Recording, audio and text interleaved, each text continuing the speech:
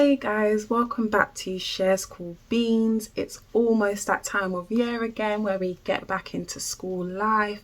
I start in a week and a half. I am extremely nervous, so I thought, why not make some videos just to take a little bit of the nervousness away. If I'm nervous to start my ECT year, I know that you guys must be so nervous to start your PGCEs.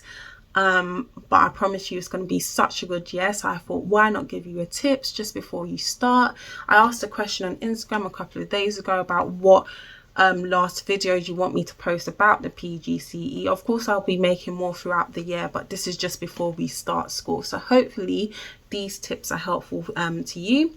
Make sure you please comment, like and subscribe to the channel. It really helps. I don't know how I've got past 1k subscribers. This started as like a small channel. I remember my first video about the PGCE was about my interview experience, and I hadn't even gotten to my my PGCE yet, so it's crazy how far we've come. Please follow me on Instagram at miss.coolbeans, and let's get straight into the video.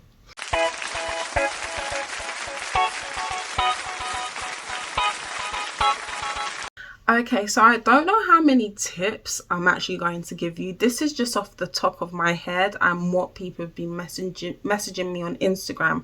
So my first tip on how to prepare is going to be, don't over prepare. Okay, I know I had a YouTube video about how to prepare for my PGCE. When I look back on that, I'm being honest with you, none of that actually helped. The only thing that did help me was actually being in the school beforehand, and I know some of you haven't, so there's really no way to prepare. This is a week and a half away from starting your PGCE, so the way to prepare, I'd say, is just to relax. I know it's very scary.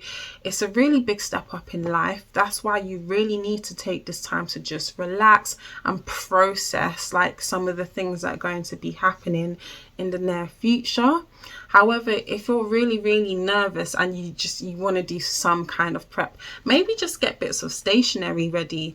So this leads me on to my second tip about the evidence folder. Somebody on Instagram asked me how to prepare your evidence folder.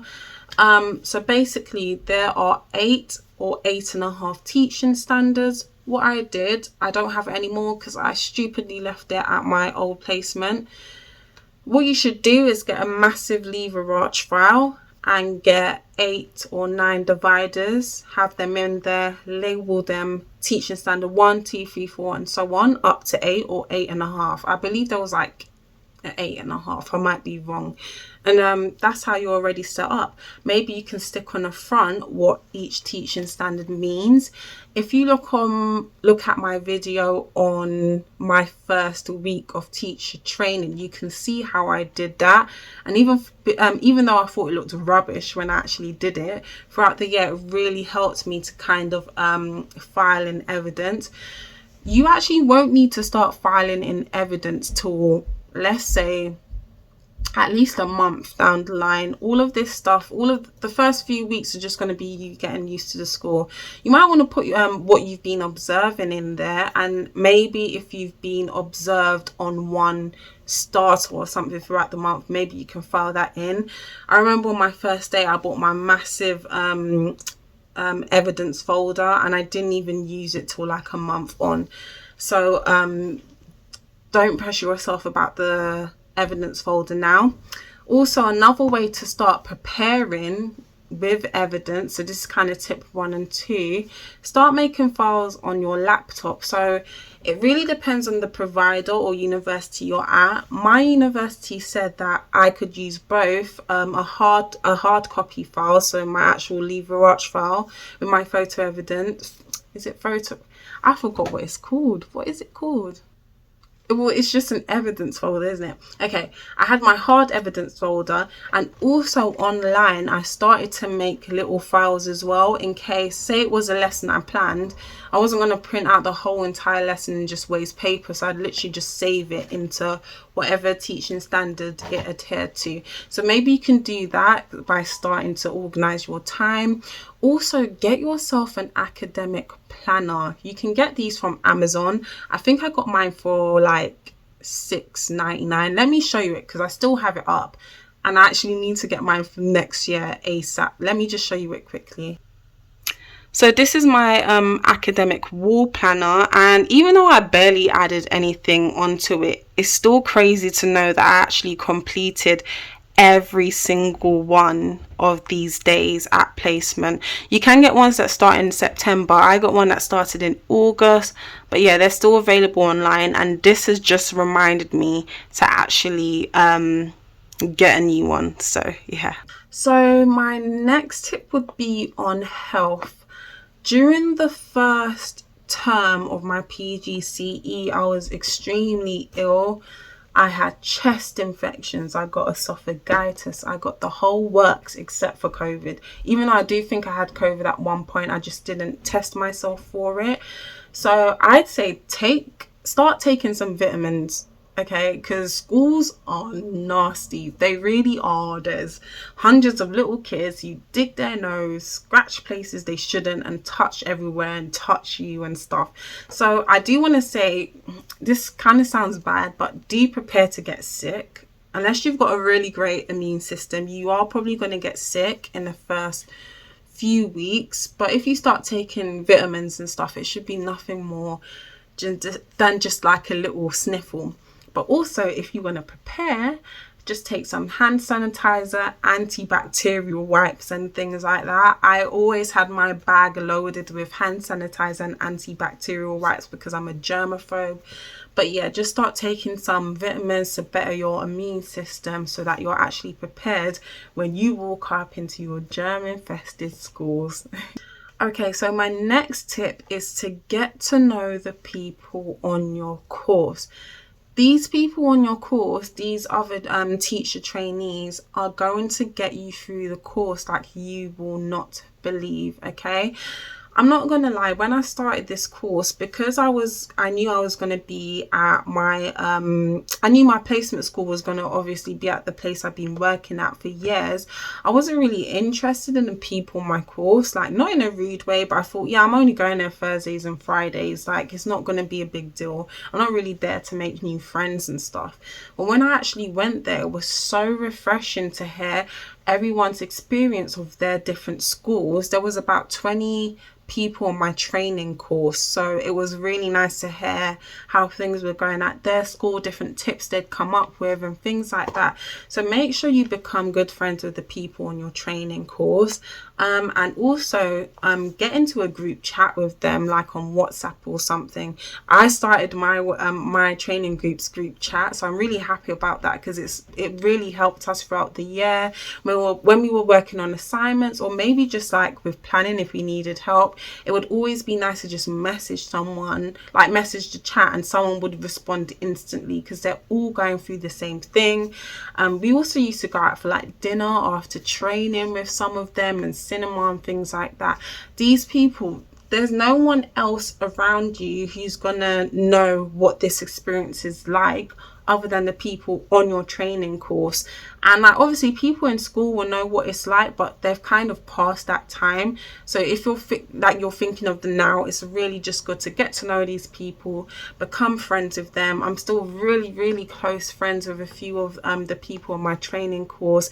We actually just one of them sent me a video. We have another group chat, but one of them sent me a video of how their classroom looks like, and it looks so cool. It made me a bit guilty because I haven't started anything. I'm actually going to start on a bank holiday, but yeah, it's just really, really nice, and that chat can continue into your ECT years as well. So make sure you make friends on the course. Okay, so this next tip is about the workload.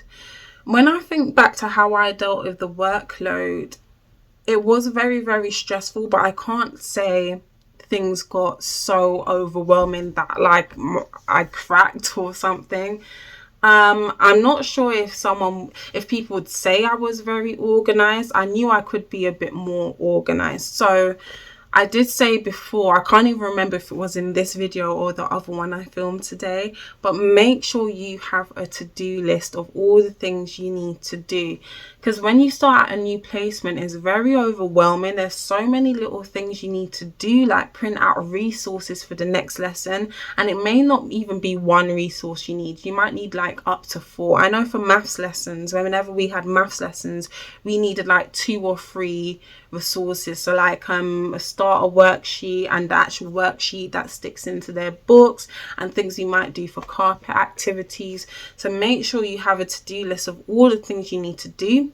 Separate your to-do list by time or just priority. So priority, what needs to be done first thing when you walk into a school, and maybe the things that don't hold much priority can be done at home, or vice versa, however you want to work it out. So just have a to-do list that's split into sections where you can see what you need to prioritize the most.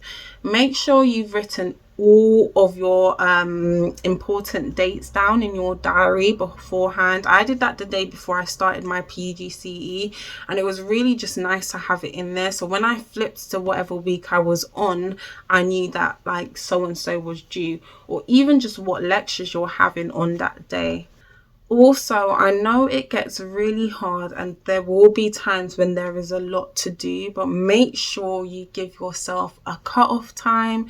So even if that's 6 o'clock, even though it shouldn't really be that late, we obviously are slow starters because we're just starting the course. So sometimes things do take a bit longer than they should, but make sure you have a cut-off time. I do remember myself working up to 9 o'clock.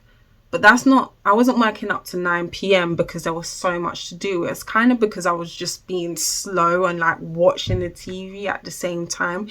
So just make sure you have a time for doing work. Maybe when you come home from work, let's say you came home from placement at 4, you might want to continue with an hour more of planning, and then just make sure that's that, so you can really separate school life and home life.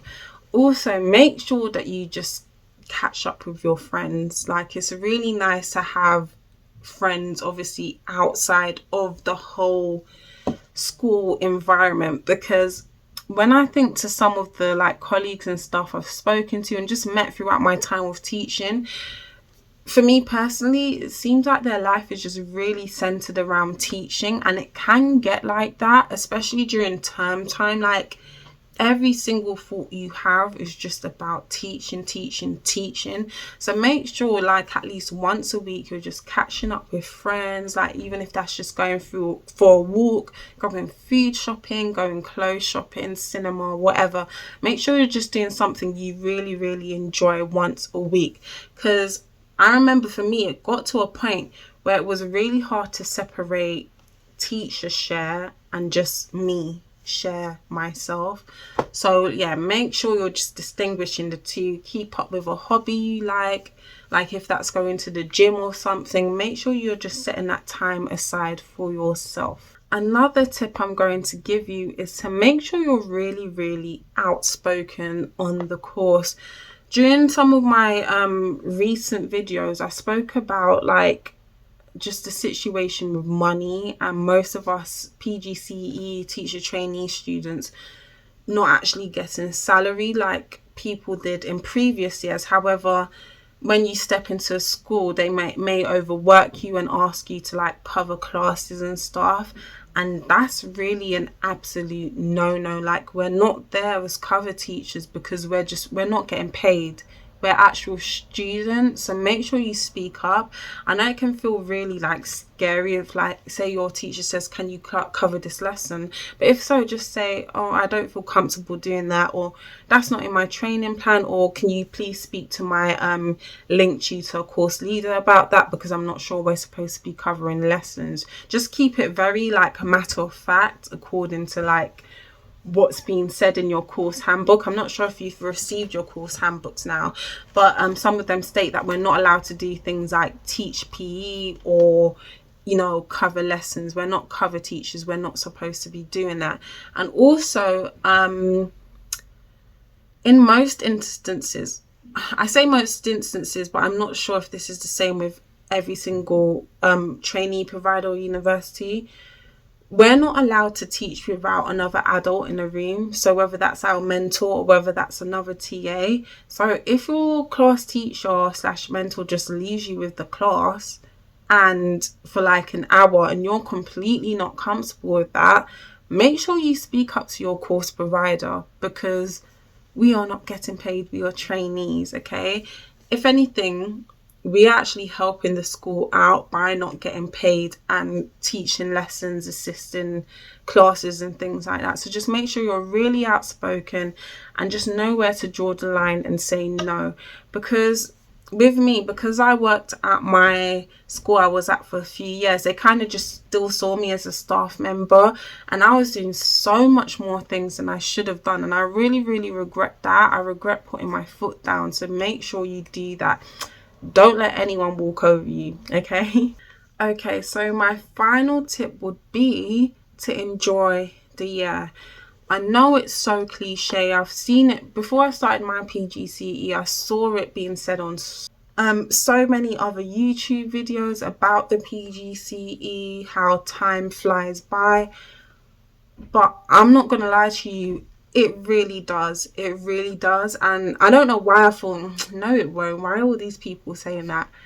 It just flew by in a blink of an eye, because there's so much you will be doing, like from going to training to going on placement, having deadlines and things like that. So make sure you enjoy it. Make sure you take so many pictures of what you're actually doing, from just like the lessons you've taught, the resources you've set up, and the work that the children have been doing. Because while that's amazing to put into your evidence folder, it's also really nice to look back on, like when you've actually finished your PGCE.